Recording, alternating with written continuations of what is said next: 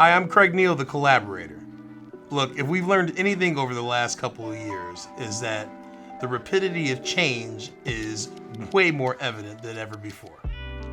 Therefore, it's imperative that leaders take the necessary steps to prepare and put systems in place to safeguard their organizations and their people from the impending changes upon us.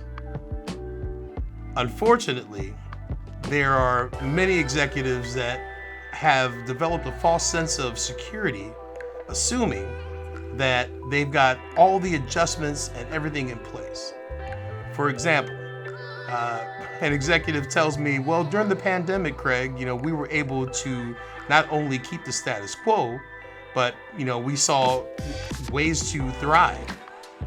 And I follow up that question with, were you able to do it without PPP? Another executive will say, well, Craig, it was crazy, that talent crisis thing we had, but, we were able to fill all of our positions. And, I ask, well, were you able to do it without offering outrageous bonuses and perks? Maybe not. So the last one is, a leader that says, well, we're changing our business model completely. We've got a brand new strategy that we put in place. Okay, great. Well, when do you roll out the implementation? Well, we're going to wait till next year for that. Wrong time.